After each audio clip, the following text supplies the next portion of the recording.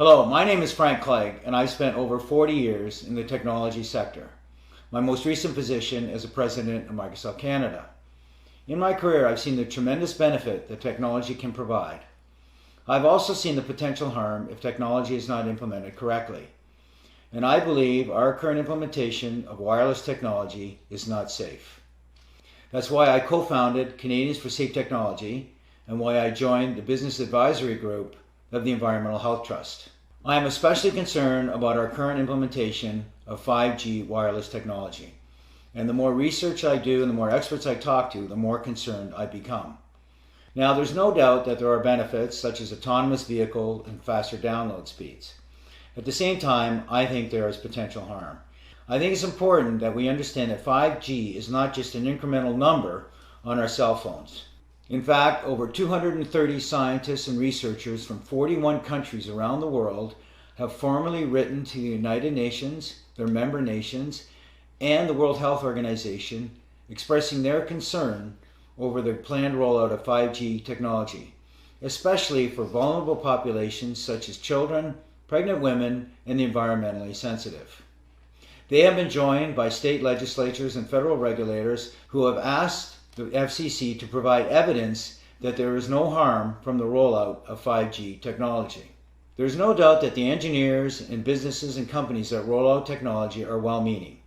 However, their focus is on being first to market and getting new products into the market as efficiently and quickly as they can. I am not aware of any research or studies by my industry or related industry that deal at all with the health or safety effects of wireless technology. Here are some important facts about 5G.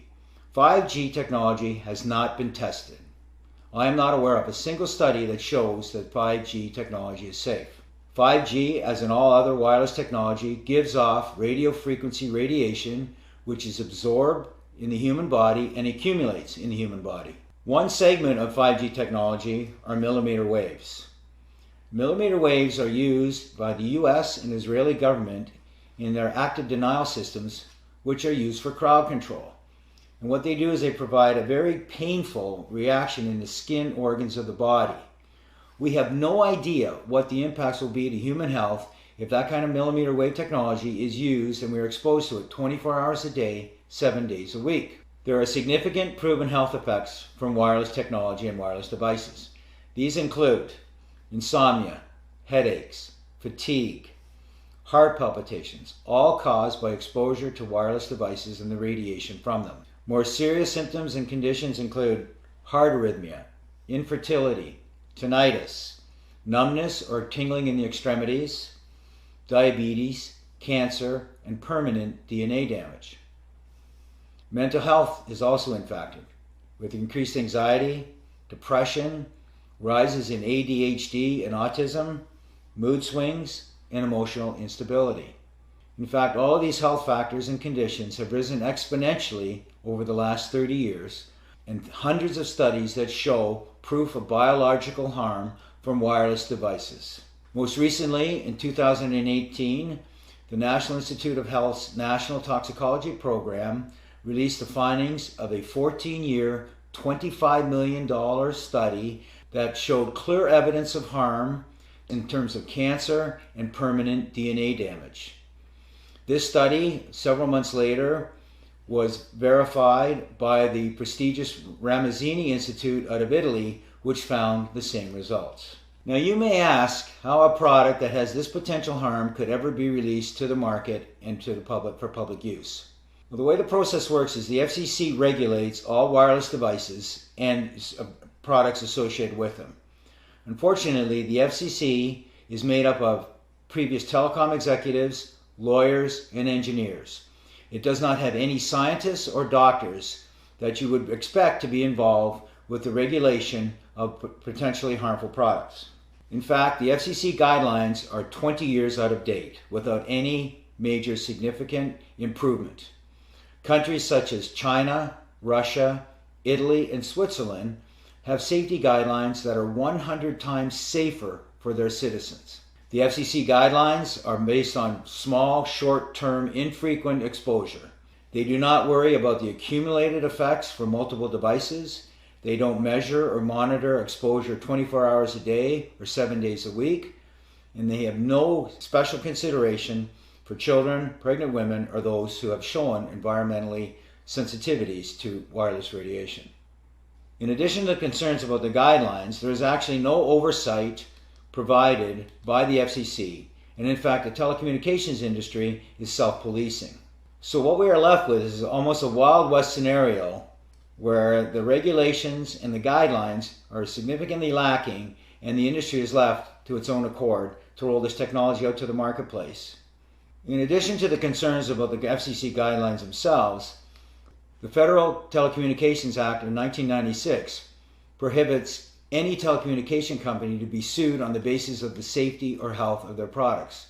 So in other words, there is no liability to the telecommunications industry of any of the impacts of their products.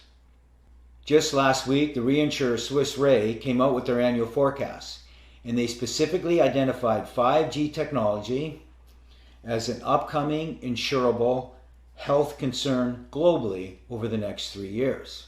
There is also mounting evidence that the telecommunications industry knew about the potential impacts of RF radiation years ago. And in fact, we're starting to see some of the behavior from my industry similar to what the tobacco industry did over the last few decades. The telecommunications industry has over 500 lobbyists working in Congress and other areas of legislature protecting the industry. Together, all of these issues that I've referenced, plus the general lack of awareness in the general public, have led us to the situation where we are today. So where are we today? Today we currently have a significant amount of exposure in our homes, in our businesses, in our schools, and in most public areas we go to. Cisco has announced and predicted by 2030 there will be over 500 billion wirelessly connected devices in the world. That works out to be almost 60 devices for every person on the planet. Many states and cities around the world are debating and passing legislation about the rollout of 5G technology. And in fact, what we're seeing in the US is at the federal and the state level, they're fast-tracking some of this legislation to support the rollout of 5G infrastructure.